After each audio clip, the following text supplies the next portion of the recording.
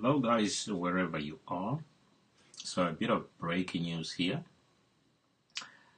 Today, I want to look at, just want to answer a simple question as to whether or not you can use email and SMS to send Bitcoin.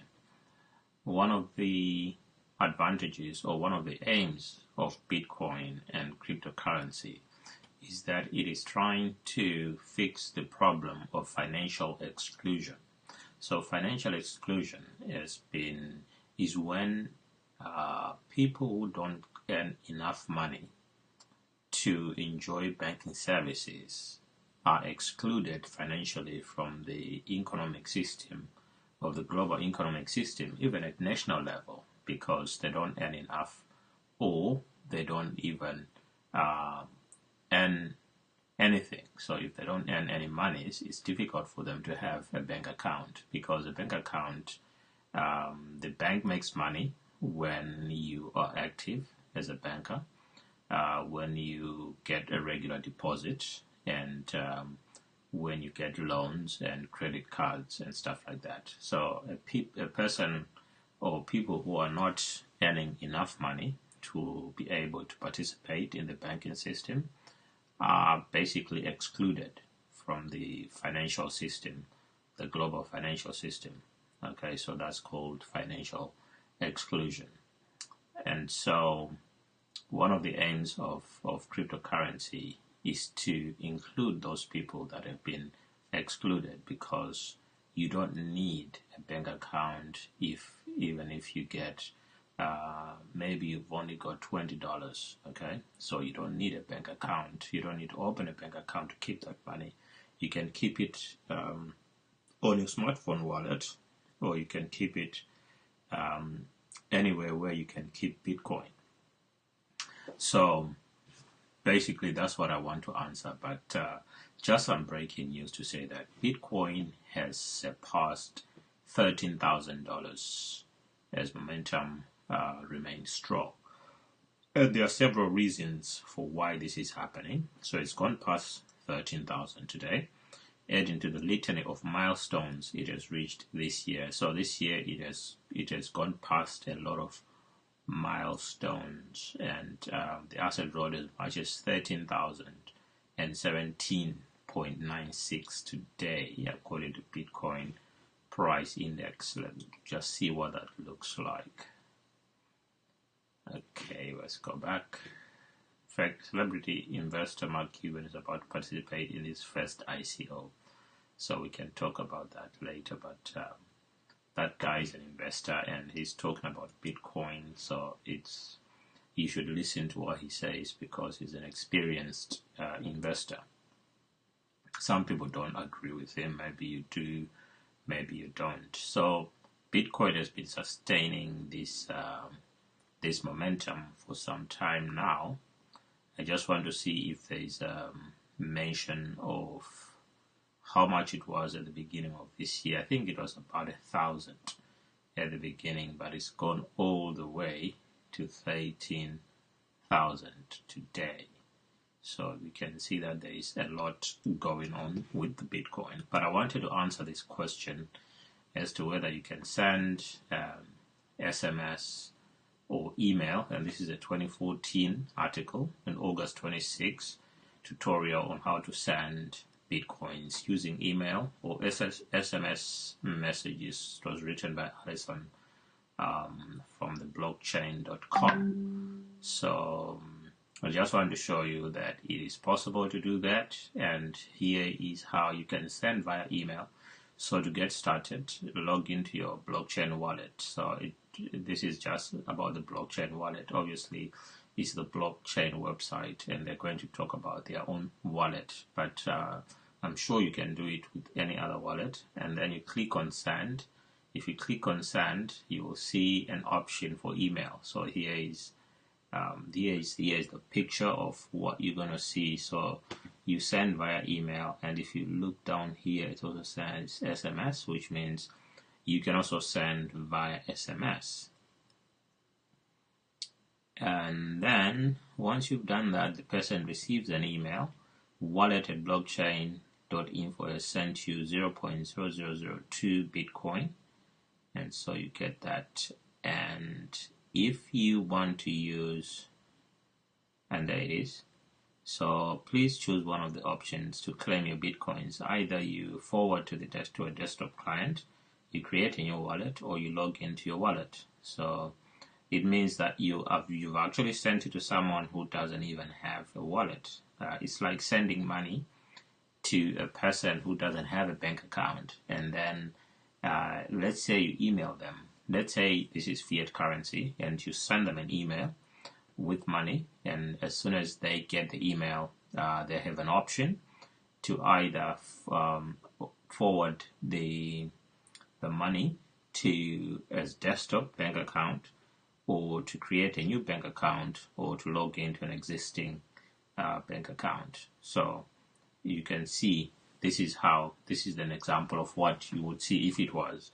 But obviously now with fiat currencies, somebody needs to have a bank account, and that bank account needs to belong to a bank, and that bank decides who has and who hasn't a bank account. As I said earlier, that there is financial exclusion, which means there are people who are excluded from the financial system because they did not earn enough money, or they do not even have a way of earning money, so they are not employed. But so when you send them money, maybe you need to send through somebody else's account and stuff like that. Okay, so that's email. But you can also send via SMS. Sending Bitcoins with text messages is very powerful. Here's how you can get started. So you log into your wallet as usual, and then you choose the option for messaging instead of email. And as soon as you click send payment, a text message will be generated, sent to the recipient. The text message should look like the screen below. So congratulations, you've been sent 1.0 blah blah blah blah times 10 to the power minus 4 Bitcoins, approximately 6 cents. So you can send someone 6 cents, 5 cents, but obviously if the cost of sending a text is going to be more than the amount that you are sending, it depends on whether you are paying for the text or not. And also there is always a small charge to sending, which is actually where you're charged in Bitcoin itself. So if it's about 3 cents, then it doesn't make sense to send 4 cents. So you'd rather send something a little bit, but it's always less than 10 cents anyway for any transaction. So you can send through text message, and this is what happens. Once the recipient presses the link to claim the Bitcoins, they will see the screen below. You have received Bitcoins. Please choose one of the following options below to claim your Bitcoins. Also, amount 0.001 Bitcoin. So you have the option to forward to desktop client, create a new wallet, or log into my wallet. But obviously this is 2014, guys. So because it's 2014, this GUI or graphic user interface might have changed. But basically, what we're trying to say here is that you can use email, you can use SMS, and now there's a company in India which is exploring, or which is teaming up with WhatsApp so that you can send through WhatsApp. But is it secure? So it's only as secure as your email or your phone. If your email account is to be hacked or your phone compromised, the attacker will be able to redeem any unclaimed payments. So make sure that your email and phone, you always have two-factor authentication turned on. So that is still the case, that is still current. So this information is 2014, but it is still current in terms of two-factor authentication. What happens if the transaction is not claimed? The private key the funds were sent to is saved in the sender's archive addresses. The sender can reclaim the amount at any time by sweeping that address. It's up to you how long you wait for the amount to be claimed. To sweep the address and reclaim the funds, click on the Wallet's Receive tab, click Archive, and then put a check mark in the correct address and click on Sweep Keys. So guys, what this means is that if you have $5 and you are in Europe or in America, and you want to send that money to your grandmother on a Friday or a Saturday or whatever day, maybe you want them to buy something from the shop, you can send them a text message and they'll get the Bitcoin. Whether they'll be able to use it is another story, because not everywhere do we have retailers who are accepting Bitcoin, but she could send the Bitcoin to somebody else who could give her the money. So at least you can send $5 without incurring a $15 or £15 charge, because it's quite expensive. And one of the problems that third-party institutions like banks and money transfer agents have been doing is that they've been overcharging for remittances, diaspora remittances, which are going to from Europe and from the Americas all the way to Africa or to India or to other places where diaspora are sending remittances. It has been very expensive, and one of the advantages of cryptocurrency and Bitcoin is that it is a lot cheaper. Okay, it's a lot cheaper to send, and you can send any amount. Whereas if it doesn't make sense to send £5 from the UK, because you're going to be charged. The charge for the £5 for sending is going to be more than the actual £5 anyway. So there we go, guys. A lot of us are using WhatsApp. So imagine if when we start sending, and we can send through WhatsApp, that's going to be a revolutionary. Okay, so there's a lot more news which has come through today. How much energy does Bitcoin mining really use? So that's a complicated question, because a lot of people, in fact, there are so many estimates now, including to the effect that it takes to mine one Bitcoin takes the same amount of energy as the energy which is required for a small household for an entire month. So you can imagine how expensive that is. But there are reasons why the system has made it expensive, because you also want to make sure that it is not so easy to mine the Bitcoin. Otherwise, if it's too easy to mine the Bitcoin, then it doesn't have that much value.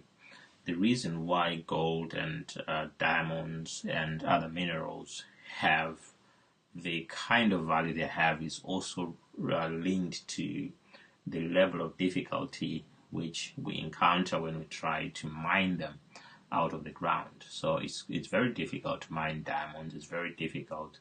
Obviously, we've got the alluvial diamonds, which are cheaper for that reason. Then if we go deeper and we have to go through an impervious rock, then that makes it more expensive to drill for that diamond, and therefore the diamond itself is more expensive. So if the mining is made expensive like it is now, that is going to add to part of the value and the scarcity of the Bitcoin, and only 21 million are going to be mined. So what that means is, if each Bitcoin is worth £1, then you have 21 million pounds. If it's worth £10, then you have 210 million. If it's worth £100, then you have 2.1 billion. So it keeps going up like that. But now that it's at something like 13,000, let me just see if we can pull a calculator here, and if it's going to work. So 13,000 times 21, 123, that's 21 million. That will give us, is that equals? Okay, that didn't work very well. So let's go to the internet and see if we can do the same calculation. That should give us a quick answer. So Google 13,000 times 21 million. Okay, that should give us 1, 2, 3, 3, 3. So this 6 give us a million. Those 9 give us a billion. So 273 billion. Okay, already today. So the market cap for Bitcoin is about 273 billion today. Okay, and so that's the sort of thing we are talking about here. And there's a lot more to talk about, but I just thought let's look at the question of the amount of money which is needed for the mining, the amount of electricity being used, and also how to send Bitcoin over SMS and over email. But I want to answer another question here concerning the amount of energy which is being used for Bitcoin mining, and specifically to answer the question of what mining actually is. So a lot of people, when they hear about mining, they imagine that someone is digging somewhere. So they imagine that Bitcoin is hidden somewhere, and when you're mining, you are actually taking bits away, and then you remain with the Bitcoin, which is an analogy to the traditional way of mining. And also it doesn't help when Bitcoin websites will have animated videos of exactly that kind of thing when they talk about mining. But what mining actually is that it is just a process in which the computers on the Bitcoin or the blockchain network are trying to secure the network to make it more secure from hackers. Okay, so how do they make it more secure? They make it more secure by, if a transaction happens, for example, if you buy a coffee, okay, in a Starbucks or something, you buy a coffee using Bitcoin, here's what happens.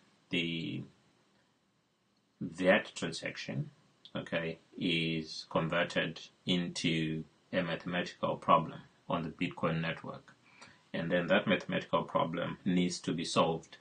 And so if there are 10,000 computers or 100,000 computers on the network, that problem is broadcast to these computers. Then what these computers do is to guess what the answer could be. There's only one answer, and all of them are competing at the same time, which is why they end up using so much electricity, because they're in competition. So there's a lot of computer power being used here.